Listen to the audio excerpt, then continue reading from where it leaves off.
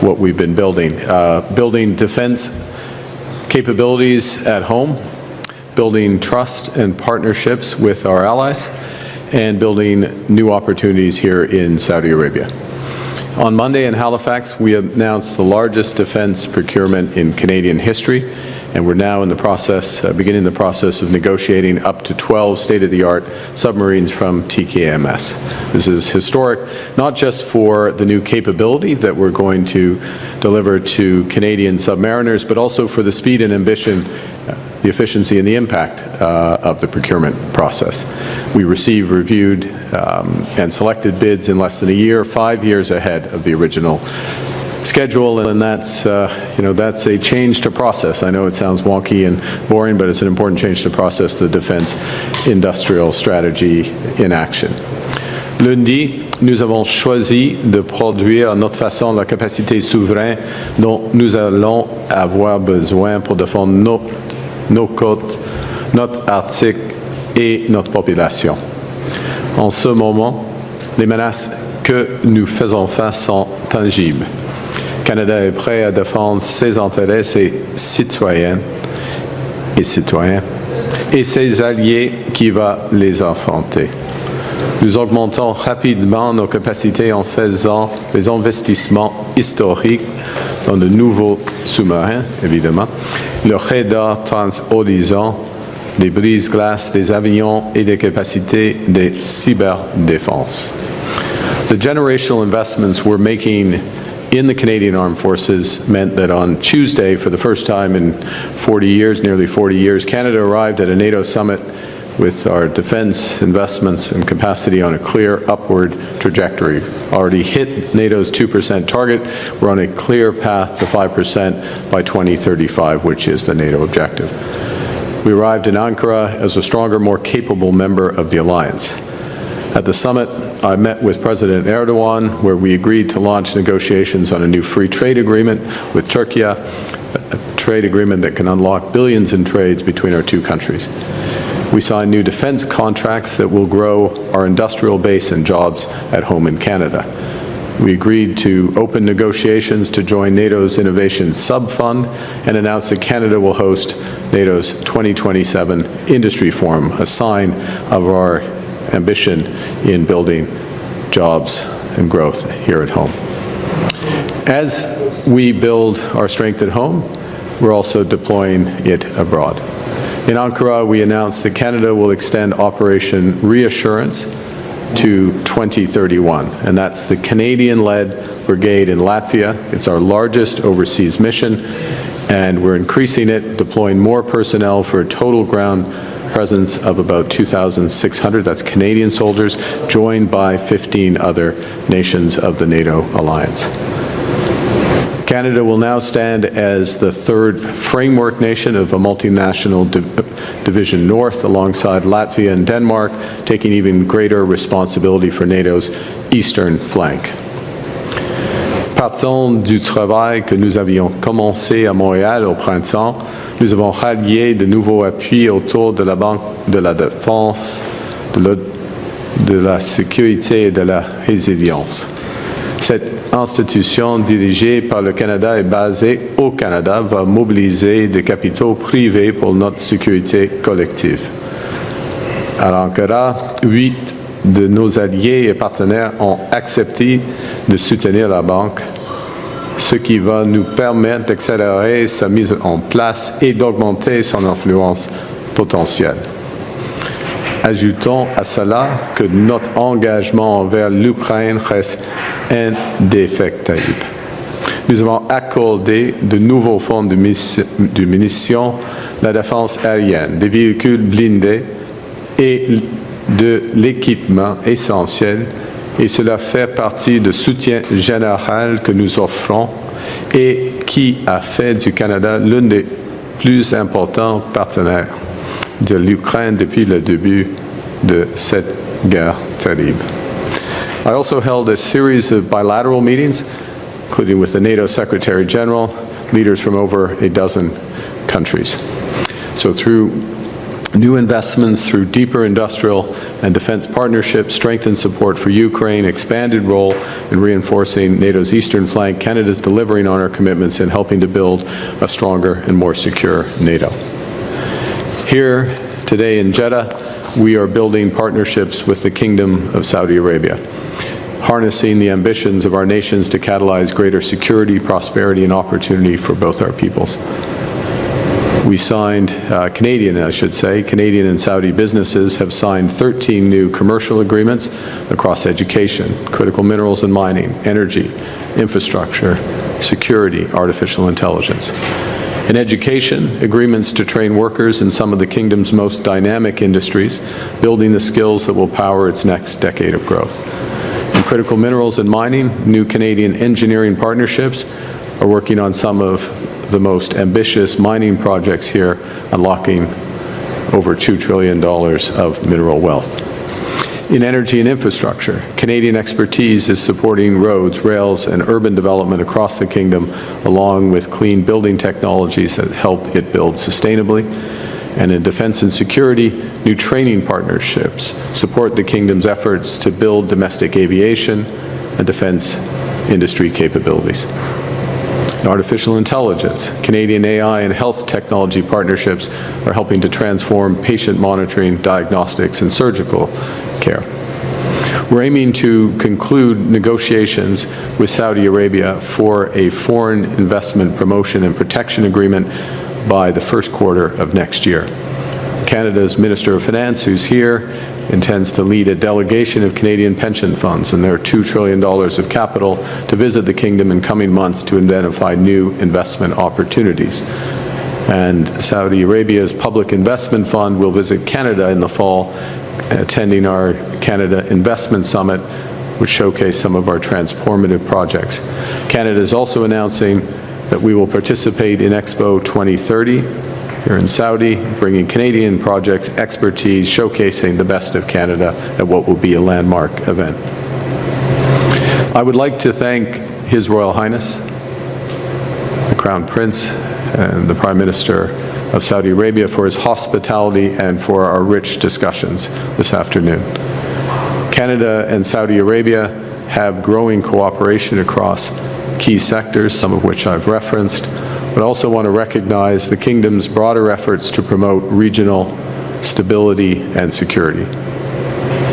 So in 4 days, in 3 countries, we've worked to build our strength, to build trust with our allies, to build a new partnership with the world. In this time of uncertainty, we're choosing to act, we're choosing to build Canada strong. And with that, I look forward to your questions. Et on peut commencer avec... Absolument.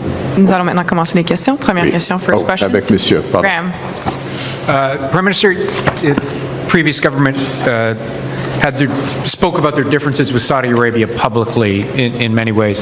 If I understand you correctly, for instance, on human rights, you can have differences and discussions behind closed doors. But you can also do everything else that you have described.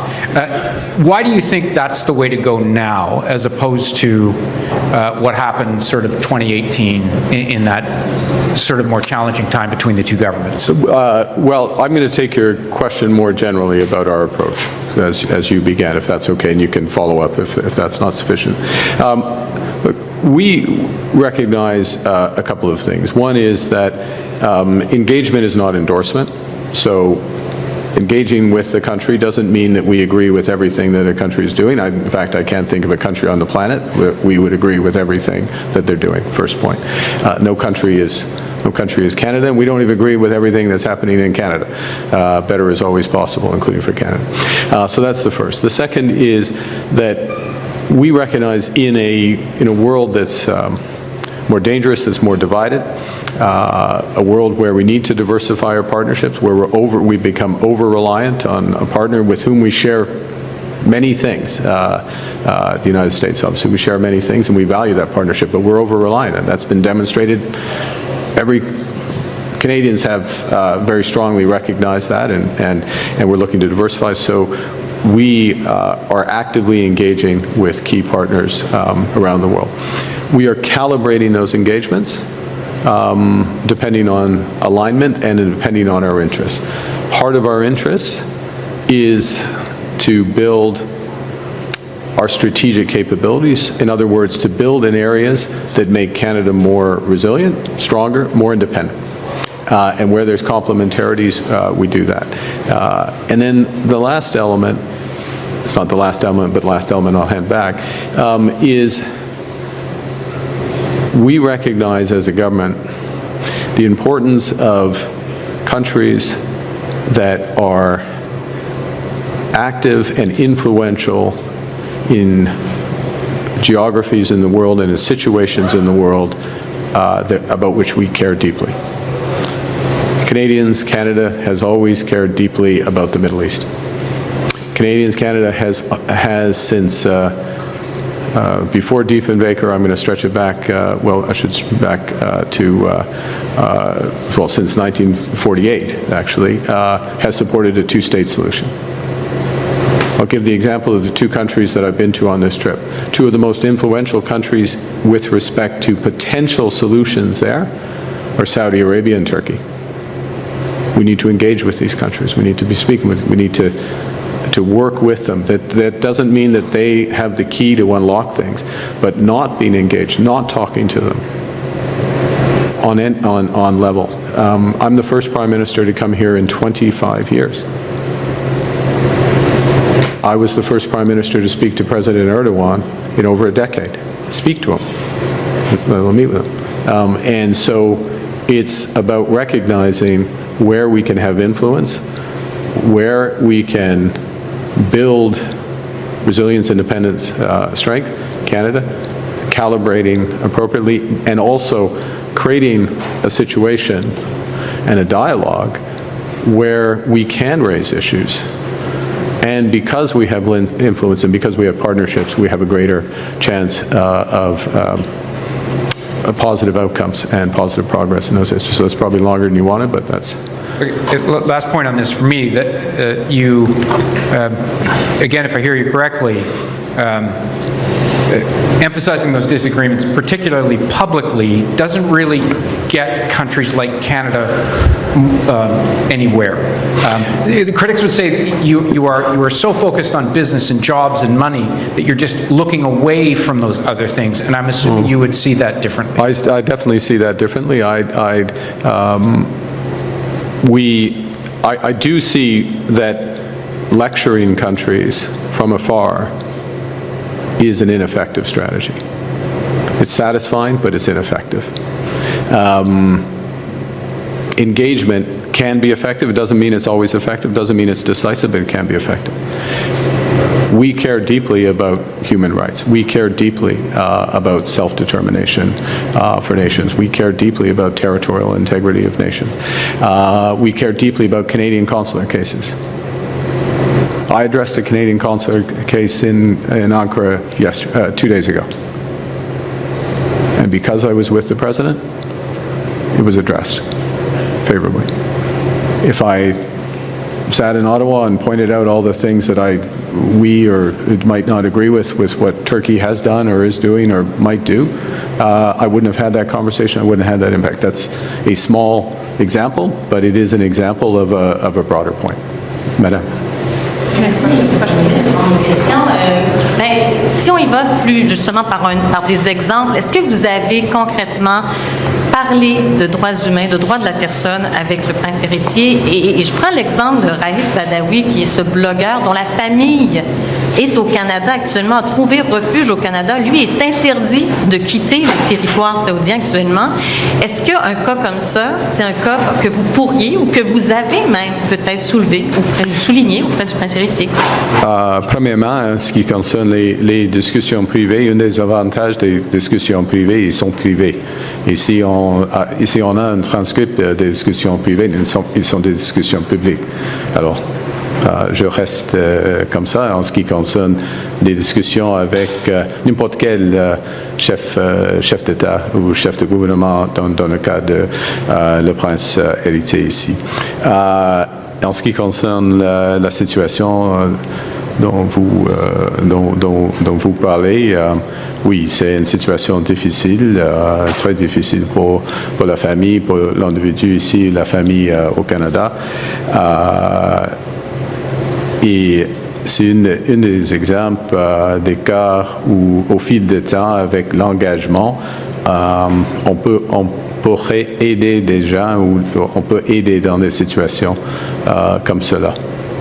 Mais je suis le premier Prime ministre d'être ici depuis plus de 25 années. Alors, et c'est une des membres les plus importants du G20.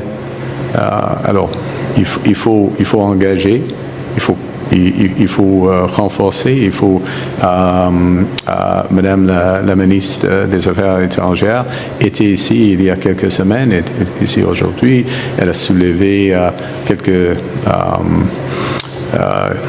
cas consulaires avec son homologue et on va continuer comme ça. Vous avez dit que l'Arabie saoudite était en transformation. Au chapitre des droits humains, des droits des femmes particulièrement, oui. Il n'en demeure pas moins que c'est l'un des pays qui a le pire bilan au monde. Qu'est-ce que vous avez vu, vous, qui vous fait dire que cette société est en transformation? Alors, c'est pas pour moi d'être le juge ici, mais vous me demandez d'un exemple. OK. Il y a juste une décennie, je crois, alors une quinzaine d'années peut-être, mais le taux de participation des femmes dans le marché du travail était, je ne sais pas, 10%, 12%, quelque chose comme ça. Maintenant, c'est plus élevé qu'en Inde, au Japon. Ici, en Arabie saoudite, il y a du progrès ici. Ce n'est pas pour moi d'être le juge, mais je peux voir. La première fois que j'ai visité ce pays, c'était en 1994. On peut voir, si on a un record d'être ici, on peut voir avec les yeux le progrès. Il y a de progrès, il y a un rythme ici, mais ce n'est pas le Canada. Le Canada est le meilleur pays du monde dans tous les contextes, mais surtout en ce qui concerne les droits des femmes, les droits des individus, les droits de n'importe quelle identité. Alors, ça c'est un exemple. Can I follow through these questions? I'm worried about time. Prime Minister, most of the people you met today, most of the Saudi officials you met today, are major players led by the Crown Prince in this Vision 2030 exercise, a vast plan to modernize and diversify the Saudi economy. Right. Even that, huge resources, all hands on deck. From the beginning, it's run into substantial rough patches, cost overruns, expropriation problems for a government that's used to getting its way, scaling back the ambition of the plan. Are there elements of a cautionary tale here for even... Couldn't see that coming. But look, I think, let me take that a couple ways and you have a follow-up. First is, it is a very ambitious plan, begun 2016, 2017, thereabouts, shortly after the Crown Prince became Prime Minister. 3 pillars, vibrant society, important pillar, and it goes partly to the previous questions, and some of the transformation is part of that. And I would suggest to look back at then and now, just in terms of direction. A thriving economy and an ambitious government. What's the record on it? Again, I can't, I'm not going to be the final judge, but I would note that this is an economy that I think with the IMF numbers came out, I mean, there is a war going on, or a conflict has been going on, and growth forecast is something like 5.5% for this year. It's been certainly in the top quartile consistently over the course of that plan. So some things are going right, and the oil price has been bouncing around during that period of time. You're seeing government revenues, they've probably gone from 75, 80% from hydrocarbons to, let's say, just above 50%. So that's a big, those are big shifts in a little over a decade. New sectors, mining sector, tourism there's a figure, and again, I'm not the Saudi expert, but it's orders of magnitude of 10 million tourists to 150 million tourists up here. That's pretty big. That's a pretty big shift that comes with it. So a lot going right. What are some of the, so a lot is going right. Not everything's going right. You got a big ambitious plan. You got multiple aspects too. Not everything's going to go right. So what are some of the lessons? One is, track what you're trying to accomplish, have KPIs, key performance indicators, make course corrections when necessary, cut your losses if something isn't working, right? That's always a good advice, or stop that. Borrow from others where you can. Partner where you can. And this is one of the big lessons. I know it sounds repetitive. I talk about partnerships a lot, but partnerships are incredibly valuable because you spread your risk, you get more resources, you get more expertise and technology, and that's another element. And I think what I see here, and this is part of the opportunity for some Canadian firms, we saw some of that at the Business Forum just an hour or so ago, is that Saudi is moving into a phase where they want more partnership, they want more inbound investment, and that element, and that creates opportunity. So for Canada, let's give the example of Canada, and then I'll hand back, and I'll just give one example. We have a lot of capital in Canada, right? Do we need foreign capital necessarily? We need foreign capital because it brings some expertise. We need foreign capital because it brings perspective and experiences, gets broader linkages for our firms and and that helps our plan, which is not as ambitious as Vision 2030, but is ambitious, is generationally ambitious in that. So yes, there definitely are some lessons, but I would give the transformation that's underway here a lot of credit maybe than the preamble your question implied. On that question of attracting investment, you confirm my hunch that the Saudis will be at your investment summit in September. Yes. Prime Minister Trudeau had an investment summit in Toronto in 2016, 2017. There's no government that's not trying to attract private investment. You advised the current Labour government in the UK 2 years ago on how to set up a national wealth fund. Everyone's looking for investment. How do you hope to do better? Okay, give you the pitch. Yes, the PIF, the Saudi Sovereign Wealth Fund, confirmed to us today that they will be at the investment summit. We very much welcome that. The scale of RSVPs is such that there'd be very broad and deep representation at that summit, which is great. So part is getting people and the decision makers to be there, not no disrespect to others, but you need the decision makers there. The second is you have to be doing things differently. If you're a candidate, you have to improve. There are very few people who get up in the morning and think about Canada. That's the reality. And so making the country more attractive for investment, upping our ambition, the transformation. Being with Canada means being with the rest of the world, so our trade agenda, and maybe I'm worried, I'm sorry I'm going on, but we have free trade agreements with 1.5 billion consumers, if I can put it that way. We're going to double that this year. That makes Canada very attractive as not just a destination, but also a hub. And so that's also what brings it in. And then I guess the last point I'd make is, after that last point, the last point I'd make is that, we have a pretty clear strategy of where we want to go. We're trying to make the country, I think we will do this, more resilient, more independent, more strategically autonomous, so I use that. So there's areas where we have strengths. Energy is a clear one. There's area, and we can sort of go it alone on energy.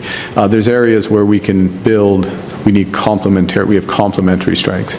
Space, AI, two examples where we can do that. Critical minerals, you need the full chain, so you develop that in those ways. And so that also helps success because people are coming and realizing, okay, you have a strategy. This isn't just flavor of the month. It's something you're going to build out over time. You've got a big market. You've got rule of law. You've got smart people. You've got an ambitious country, and you're connected to the world. Those are components that can bring success, but you also have to execute, which was your first question. Thanks. Next question. Prochaine question. Hi there, Thomas Seal from Bloomberg. Based on your discussions today, what Canadian sectors and assets would you envision Saudi investors and businesses investing in, and what did they particularly express interests in? There's a broad range, and I would say that these interests go in both directions. But certainly in energy, there's interest in energy, and that's the full range in terms of commercial partnerships from LNG through to renewable and the nuclear end of the spectrum. The mining, there's a strong interest in mining. That's more inbound here, given the ambitions that are there. Conventional infrastructure more broadly is there as well. And look, this is not you see it in some of the agreements today. Niagara University, as an example, Niagara College. There is great interest in building those educational ties. Final. Elements of AI. There's very ambitious building the AI stack here, but when you move up into the agentic layer and beyond, there's very strong interest. Canada's airports. Is that your follow-up? I'd rather another follow-up, but that was sort of a... Okay. Are there any areas of collaboration or investment that you would have reservations about? Like you've outlined with China, there are areas that you're comfortable with and areas that you're less comfortable with. Is that the case? I think I'll give you the example of where I'm going to give you a counter example, where Saudi Arabia, Canada, the G7, Australia, Korea, we all have very strong interests in building out critical minerals and rare earths, because that will diversify for the world, and that will make the world more resilient, stronger. It's in our own interest. So, and that's an area where that is absolutely a ring fence for China, because in Canada, because that would just be reinforcing the risk, the very real risk that exists today. Next question. Last question. Hi, Prime Minister. Mackenzie Gray with Global News. You've been spending a lot of time with Donald Trump. You had a long conversation with him on the phone at NATO. Big thumbs up. The cameras caught you doing that. One thing we've heard from the Americans is that if there's going to be a breakthrough on trade, it needs to happen at the leaders level. So do you think you've made any progress with the president when it comes to trade? I'll keep you posted. On the boarding out bridge, the U.S. ambassador has said that there are two issues the Americans have: control of the bridge and tolls. They want more money sooner. Are you willing to renegotiate the current agreement to make sure the bridge opens? I think we're willing to clarify aspects of the current arrangements. Our last question. Dernière question. Hi, Prime Minister. Murray Brewster with CBC. The IMF today reduced its global forecast, mostly because of the lingering effects of the war with Iran. Yep. How long does this war have to go on before there is real damage? And is a permanent ceasefire further out of reach now that President Trump says further talks are a waste of time? First thing is that I was pleased to see that Canada remains the second strong, according to the IMF's forecast, the second fastest growing economy in the G7. And that also points to part of the answer to the question and the strategy. One of the discussions that the Crown Prince, His Royal Highness the Crown Prince and I had at some length, but also I picked up from other discussions, was the importance, and we're doing this, we talk about what we can control and what we can control. Let's focus on what we can control. What we can control first and foremost in Canada is what we're doing within our borders, what we're building, how we build together, how we make sure we're building for all of those aspects. The recognition and addressing the very real pressures that Canadians face in terms of affordability, that we can control. We can highly influence, but not control, our partnerships abroad, right? We can go out and we build out those partnerships. The payoff, the domestic, what we can control is building a stronger Canada. This is supplementing it, builds out over time. And the economies that focus on what they can control are going to do better regardless of what happens, not that it's unimportant, but what happens miles away from here. I would say with respect to your second part of your question, the 60-day MOU was always a framework for more talks. As in any framework, there's ambiguities in that framework. Those ambiguities may be part of the challenges that we're experiencing, particularly about free passage in the Strait of Hormuz. I mean, a fundamental red line, I think, for the world, but also for the United States in it for obvious reasons. Is a longer-term, a prolonged cessation of hostilities possible, even with current events? Yes, yeah, it's possible, and that's certainly one of the scenarios that we can see. Whether that's a formalized ceasefire certainly remains to be seen, but there are other risks, as I said. I think it was yesterday, it certainly holds today, that it's a very fragile, tense situation. And it is one of the key determinants of the path of that situation, which matters for the world, which matters for Canadians because there's knock-on effect on food and energy prices and other elements, and knock-on effect of one of the key influencers is the Kingdom of Saudi Arabia, which is why one of the reasons why we're here talking to them, not sitting in front of a lecturing them. Follow-up, dernière question aussi. Yeah, sorry. my follow-up is, what went through your mind when you opened the gift from President Erdogan? I never saw it.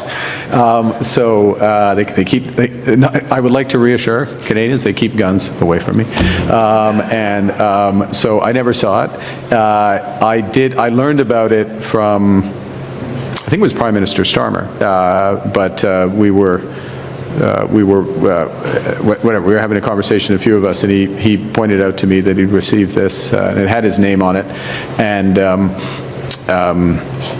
so I learned about it, and then of course my colleagues told me, yeah, we had this, and it's not what I expected. It struck me that my gift of maple syrup kind of undermatched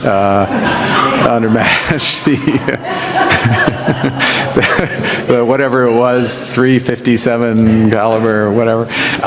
But the next thing that went through my mind was, okay, this is something for the War Museum or the CAF, a CAF museum or something like that, where it's it's interesting and it relates to NATO and the bigger picture of that. And so what's happened is with the RCMP, it's been decommissioned because it's not a legal firearm in Canada, and I certainly don't have a license for it. So it's been decommissioned, and we're going to find the best home for it in something like I just described. So, but yes, it was not what I expected. Thank you. Great. This Thank you very much.